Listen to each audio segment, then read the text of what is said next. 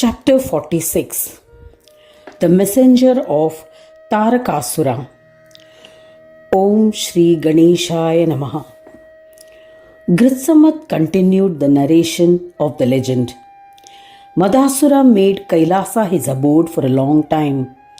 With some brave Daityas, he indulged in pleasures of Kailas, otherwise difficult to attain. But the cruel Asuras like Tripurasura and others who were intoxicated with pride were eager to uproot the Deva clans. They said to Madasura, "O great king, O Madasura, what we have to say is for your welfare. Please listen to us. Shambhu and other chief Devas are living in Shakti Loka. Shakti has accorded them special reverence. They live fearlessly, happily, and are enjoying themselves. Devas are our eternal enemies. They always try to destroy Daityas and wait for an opportune moment. They can do so anytime. There is no doubt about it.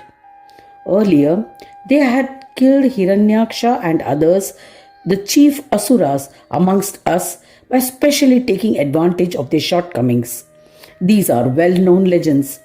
It is known to all that Devas and Danavas are always finding ways to kill each other.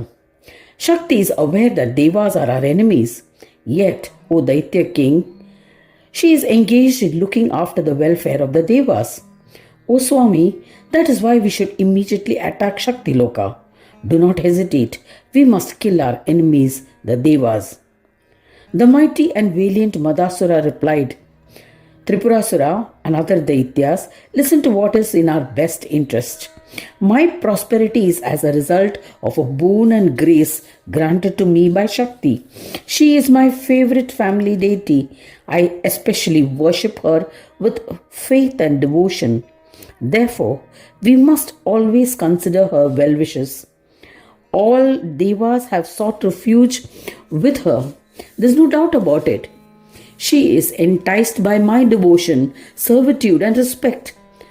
O Danavas, Mahamaya is partial to Devas, but she is not going to kill us. Do understand this. Hence, I respect those who sing bhajans in her praise. O Asura, do not harbor hostility towards them." After listening to what Madasura had to advise, the Daitya leaders, intoxicated with pride and eager to kill the Devas, responded angrily. "O Swami Madasura, let us recount an episode from the past. The mighty Hiranyakashipu had received a boon from Brahmadeva. Many other Daitya leaders had become enemies of the Devas. They deserted the Devas and engaged in their own dharma. Just as the two sons of Kashyapa, Hiranyakashipu and Hiranyaksha, who were killed Daitya kings, abandoned the Devas and were occupied with plans to destroy Devas. Hence, we too must uproot the Devas. It has been mentioned in the Vedas and other scriptures that Devas and Asuras are enemies. Hence, let us maintain our devotion but also attack Shakti Loka and destroy the Devas in the presence of Shakti. If Mahamaya Shakti becomes our ally, we shall worship her as the deity of our clan. If not, we will consider her as a foe and wage a war with Shakti. There can be no disagreement about this. This is the right thing to do." Madasura found the deliberations offered by the Daityas appropriate and accepted it. He gave his permission to implement it. Madasura, along with Daityas, immediately marched to Shakti Loka. The wicked Madasura dispatched a messenger, Tarakasura, to Shakti.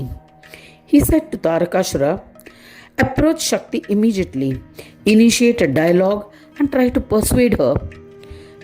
Paying his respects, the messenger departed. He reached the assembly of Shakti. A terrifying Tarakasura was welcomed with respect by all Devas. He paid his obeisance to Shakti and folded his hands in prayer. He politely said, "O Mahamaya, O Mother Shakti, Madasura has arrived at this loka. He has sent me as a messenger. O Mother Jagadambika, the one who loves us, the one who recognizes our devotion. Please listen to what he has conveyed with heartfelt devotion. You are our family deity. There's not an iota of doubt about it. We Asuras are your servants. Where Asuras reign, Devas are helpless.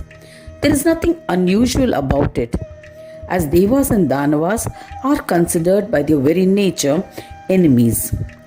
O Devi, abandon the Devas and accept the worship offered by us. The enemies of your ally Devas are also our enemies. With your blessings, we will commence slaying the Devas. There's no doubt about it. Hence, O Mother, do not shelter them. O Supreme Mother Jagadambika, either protect the Devas or Asuras who worship you daily. This is the request made by Madasura. Accept this humble request made by your ardent devotee with reverence. Grisamada continued the narration. Listening to the cruel pleas of Mother, which had been conveyed to her by Taraka, Shakti was enraged. She responded, O Mahasura, Vedas have described me as Jagadmata, Mother of the universe. Then how can I take sides?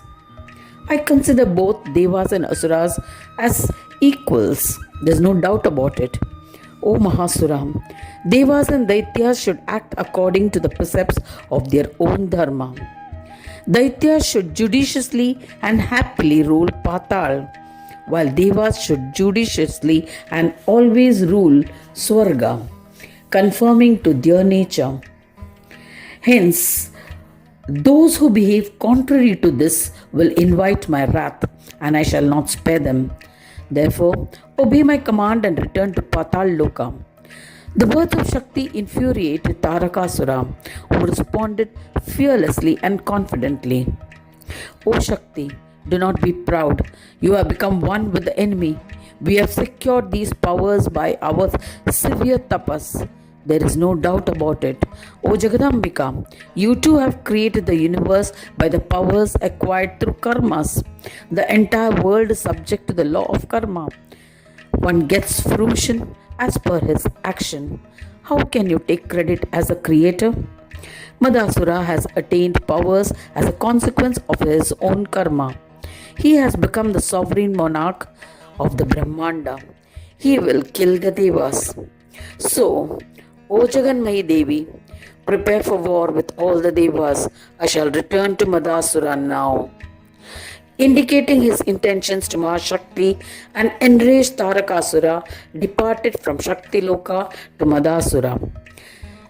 Thus ends the 46th chapter titled The Messenger Tarakasura in the second Khand of the Purana Upanishad Srimad Mudgal Puran, describing the legends of Ekadanta, dedicated to Sri Gajanana.